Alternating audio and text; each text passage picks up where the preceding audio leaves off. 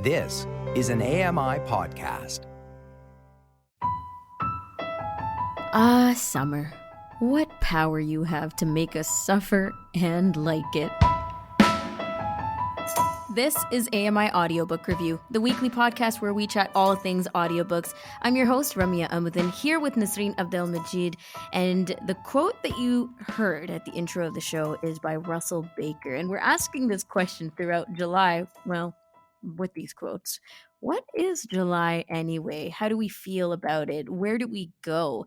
And we've hit some interesting points with these quotes, some of them being just celebratory and lovely, as some of us feel about the month of July. And then others take us to a deeper place, somewhere where maybe you feel a bit more nostalgic and sad, even.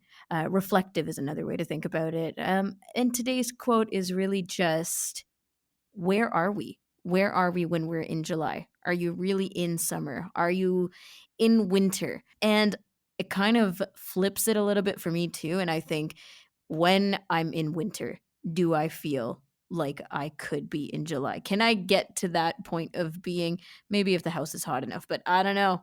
I'm too far from winter now to even think about that, but not all of us feel that way. So let's keep moving to the CELA homepage. We love to take a glance at this from celalibrary.ca, and that, of course, is the Center for Equitable Library Access. We have The Girl in the Middle by Ines Granovsky.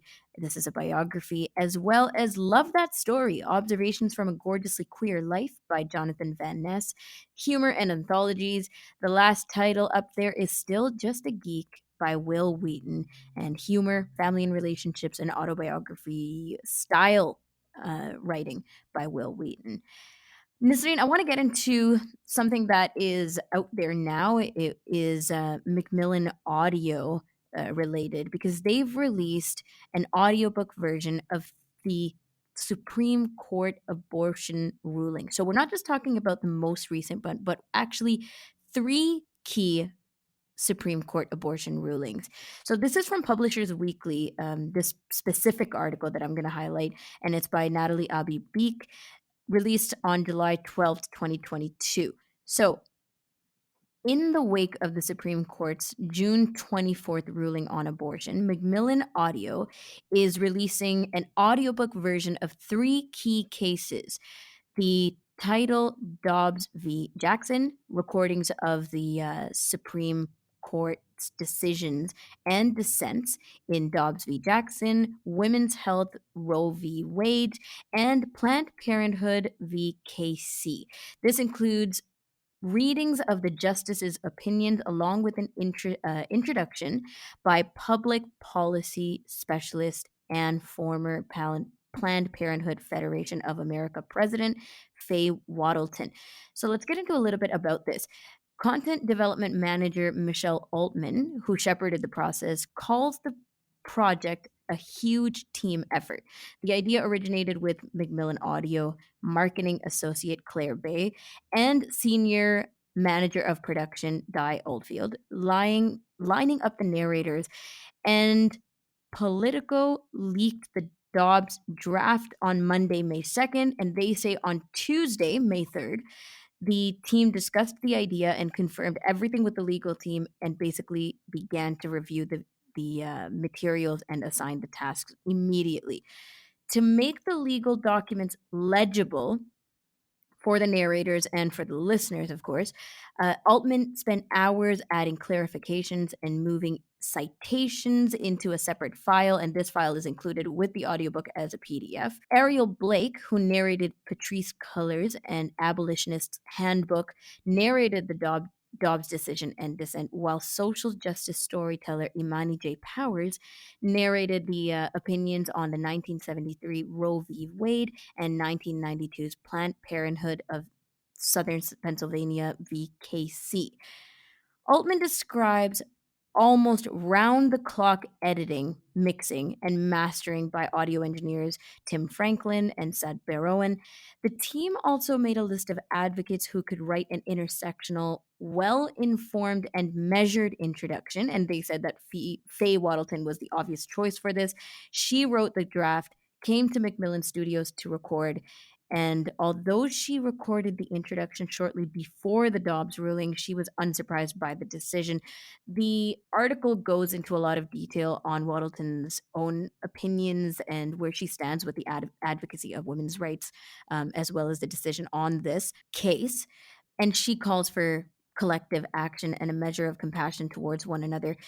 But Macmillan Audio, this is a really huge thing. So their team is pushing to make these legal documents accessible in alternative format, and they finished the project in 16 days.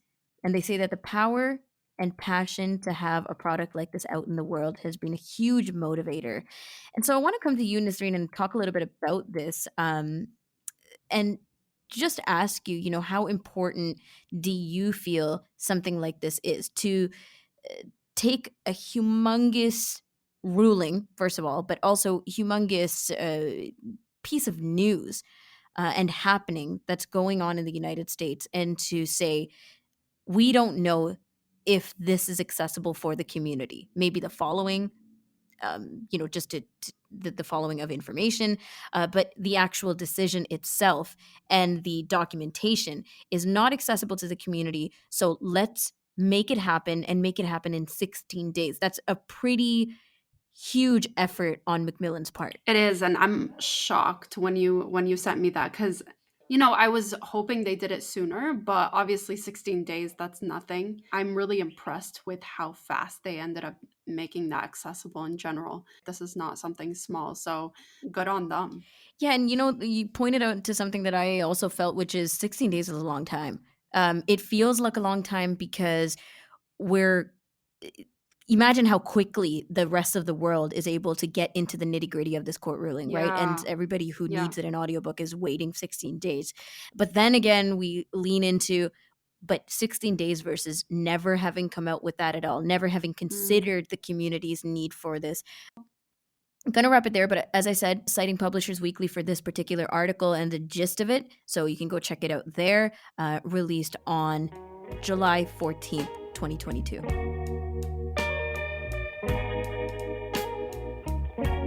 I'm your host, Ramya Amuddin, and let's get into a pause or play to kick off the next section of our audiobook discussion. So here we go. This title is Greenlights by Matthew McConaughey. A little bit of a familiar voice, I think, released in 2020, and it is one of the top 10 trending books on audible.ca, so might as well check it out. From the Academy Award-winning actor, an unconventional memoir filled with ruckus stories, outlaw wisdom, and lessons learned the hard way about living with greater satisfaction. Matthew McConaughey says, I've been in this life for 50 years, been trying to work out its riddle for 42, and been keeping diaries of clues to that riddle for the last 35. Notes about successes and failures, joys and sorrows, things that made me marvel and things that made me laugh out loud. How to be fair, how to have less stress, how to have fun, how to hurt people less, how to get hurt less, how to be a good man, how to have meaning in life, how to be more me.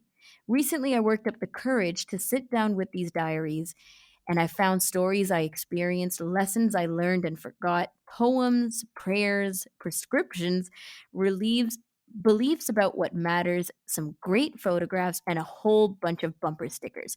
I found a reliable theme, an approach to living that made more satisfaction. If you know how and when to deal with life and its challenges, how to get relative with the inevitable, you can enjoy a state of success that I call catching green lights. So I took a one-way ticket to the desert and wrote this book, an album, a record, a story of my life so far. Hopefully, It's medicine that tastes good, a couple of aspirin instead of the infirmary, the spaceship to Mars without needing your pilot's license, going to church without having to be born again, and laughing through the tears. It's a love letter to life. It's also a guide to catching your green lights and to realizing that the yellows and reds eventually turn green too. Good luck. That's literally how he ends the synopsis. So, going around the table, starting with you, Nisreen, pause or play on this title. I liked it. I liked the synopsis. I feel like I would like any book that has some type of lesson within the book, and it's teaching us about life lessons and the experiences through it all. So I'm going to say I'd hit play. Okay. Yeah, the synopsis was very poetic. I think you got a lot of Matthew McConaughey's personality in this tease of a book. Jeff, over to you. Pause or play on this one. Well, I would definitely hit play because I've already got it in my list of titles to read. There you go. That's too easy. Okay, why did you put it in your list of titles to read? It was, I think I saw it when it came out, and I clicked on the sample for it. And if you like Matthew McConaughey's voice, I think that's Yes. reason enough to get it. But Oh, hell yeah. I mean, it is human narrated on Sela Library anyway, and on Audible, self-narrated by Matthew. And, he's one of the voices for Calm on the Calm app. And I'm like, this is great. We got to get him everywhere on our public transit and all of it. So yeah, I think that's a good point. Greenlights by Matthew McConaughey, released in 2020. If you want to check it out, we're all hitting play. I'm also hitting play, just simply because of his voice. But I loved his personality in here too. So we're checking in with an avid audiobook listener, opening up the space to review, discuss, recommend, browse, conceptualize, and reminisce on audiobooks. And the voice that we just heard is that of Jeffery Reiney. Jeff, I've known you for a while, but we haven't talked too much audiobooks. So I'm going to start with this question. What kind of books did you like growing up? apparently books that were above my reading level, apparently. Oh, okay. I would get a lot of books sent to me from the CNIB on tape, and I would listen to them. I think some of them that I don't know if I could categorize them, but obviously children's books. But I would say Different Dragons by Jean Little, a lot of Jean Little novels and books. I was actually given one to read over a summer that was called Charlie's Point of View by a author named Richard Scrimger, and it was about a two friends going into junior high school. One is blind, the other one is sighted, and it basically shows, I'd say, about a week in the life of these two children and their friends as they go throughout.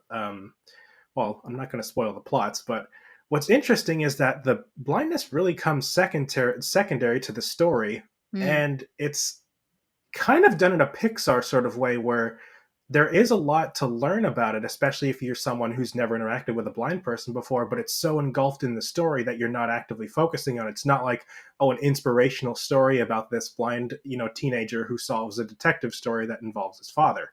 It's much more nuanced and just like, picture it's your first week. Think back to going into grade 7 or 8 in school, and just hanging out with your friends, and all of a sudden something comes up that requires your attention, and you're with your boisterous new friends that you got to go solve this thing. That's interesting. So the plot itself is so engulfing that sometimes you, or most of the time, you're not necessarily paying attention to the disability side of things.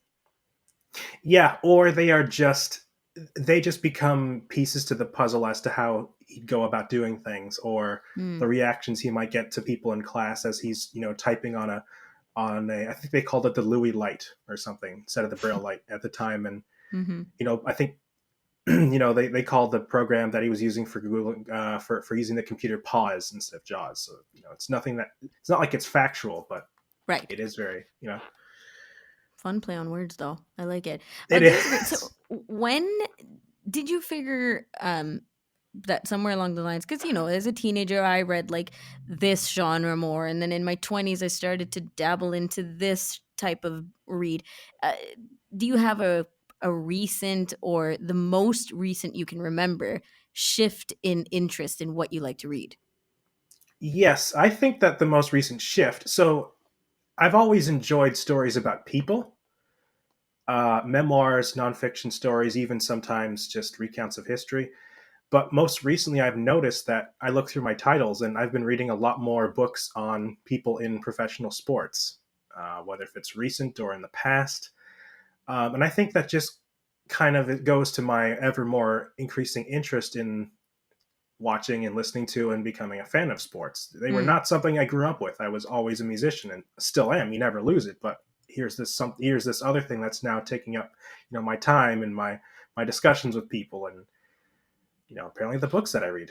right. And the books are still people oriented though. So the sports Absolutely. professionals. Okay. And what do you find the most engaging or one of the most engaging parts about that? Like instead of a YouTube video on the manager of this team going into a book written about him or that he wrote himself. Actually, sometimes a YouTube video is based on a promotion is a promotion of that book. So you hear someone talk about it, and you think, "Oh man, like this is great."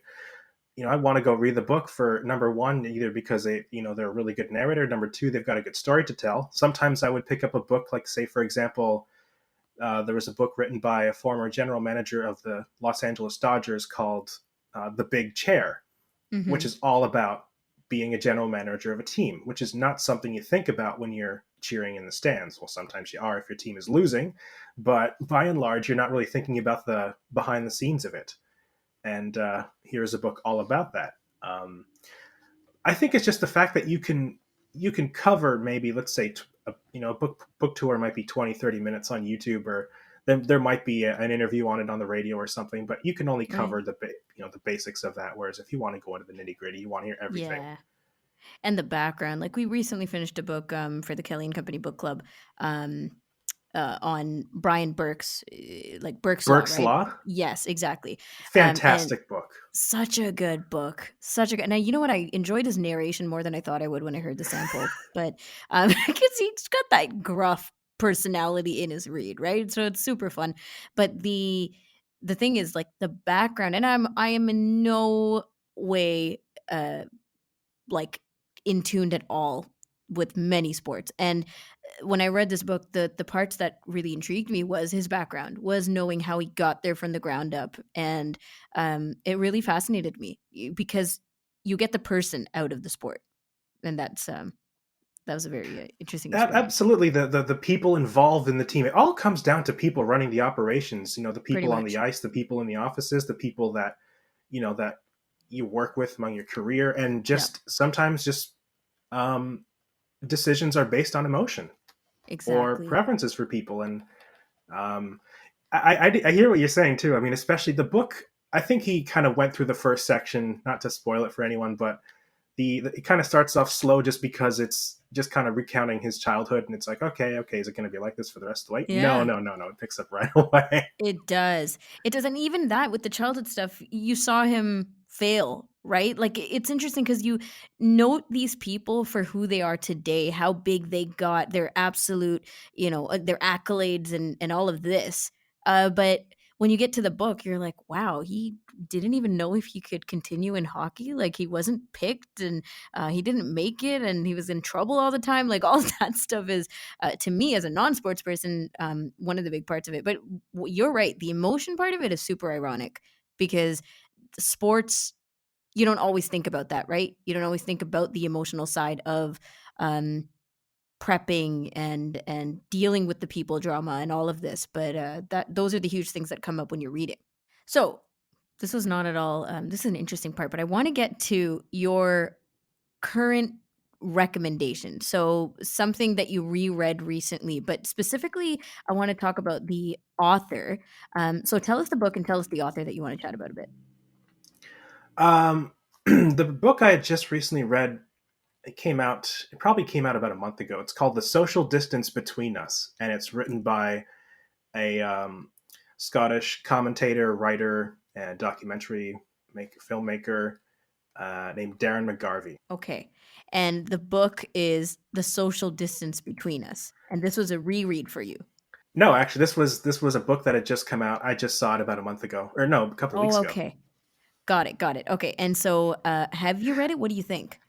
I just finished it yesterday. Okay. Just before the the invite. I just put it down because I'd been reading it on and off. There were a couple of days where I had not, where it was a quiet day and I would read chapters upon chapters, and then there were days where I would read little bits of it, and then I'd fall asleep to it a couple of times. I have to go back, find my position. But no, it is a fantastic This is book, not a even though it reflection is. on the book, right? No, it is not. No, just because I fell asleep to it is not a reflection on the book. He was not tuning it out. That's just me being tired. Uh huh. Uh, I always have to have something on in the background, but it's about um, really just the pandemic is probably what brought everything to a head, to write it. But it delves into the different. If I had to say, his writing is very much based around class, social class, economic class, growing up in poverty versus growing up in wealth, but also just the way that, in some ways, the inherent biases in our systems of governance, whether intentional or not. And even though it's based around Britain and the United Kingdom specifically, there are many parts of it that just resonate across everywhere, really. And I'm curious, not necessarily your take on his social commentary, but um, in what ways he makes it interesting. Because I would say it's not partisan. It's also that's tough because it's really, in some ways, just a good read. Mm, It's very informative. It's like having a good teacher. If I had to put it that way, it's like you might not be the best at, say for example, you have a science class or you have an English class, you have a really good teacher. It might not have been right. your best subject before, but now it's something you want to show up to every day because you've got this really involved teacher that is really, A, passionate about what they're teaching, but B, cares about uh, your understanding and wanting you to do well. Mm-hmm. That's kind of the way I got. And I'd actually heard about him through, I don't even remember how I found out about him at first, but I'd found his YouTube channel originally, and then I'd found out that he was involved in all these side projects and that.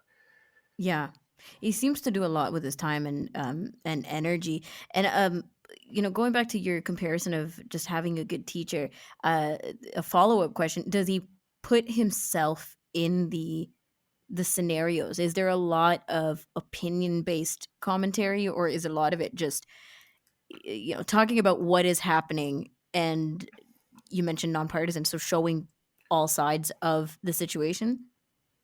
There is opinion in it. He is very very conscious of when his opinion is getting into it. There's, in some ways, like disclaimers without being disclaimers. Right, right. Yeah.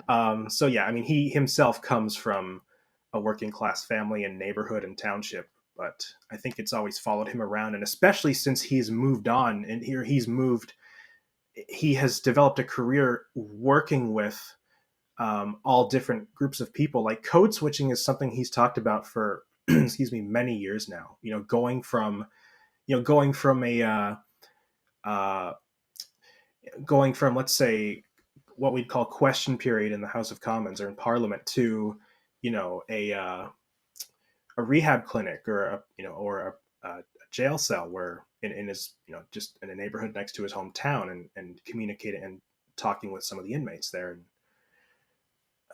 just the ways that you communicate with these people, whether you think about it or not, are inherently different Yeah, and then to be able to relay that to someone who has no experience, with that either. would be quite the task, huh? It is. Okay. Well, that's really interesting. And I got to say, um, talking about this type of content, Jeff, in a world where right now we're a lot of the time, especially in media, talking about misinformation, knowing how to check your resources and really make sure that you're getting the right stuff in your social media feeds, in your Google searches, in your news outlets, like all kinds of things, right? Somebody shares something with you and you have to be able to notice whether it is peer-reviewed content, the right information at all. Truth, truth or lie, like as basic as that. And so for you to, look into someone like Darren McGarvy and read something like this and really get a lot out of it, I think is we don't really think about it that way, because so much information is so attainable now online. So to kind of get into a deeper way of doing that through reading a book like The Social Distance Between Us is a different approach, I think. Yeah, that is another part of it too, in terms of the pandemic and the uptake on vaccines and of just reception and obedience to public policy is part of that. And like you said, separating fact from fiction, or even fact from opinion, or is a big part of it too. And absolutely Amazing. Well, thank you so much for joining us this week, Jeff. This is really interesting, and I hope that we get to chat with you soon for more recommendations. Appreciate your time. Thank you. I'd love to be on. For sure. Jeffery Reiney joining us on today's edition of AMI Audiobook Review. We'll be back next week with another guest and more recommendations. Until then, happy audiobook listening.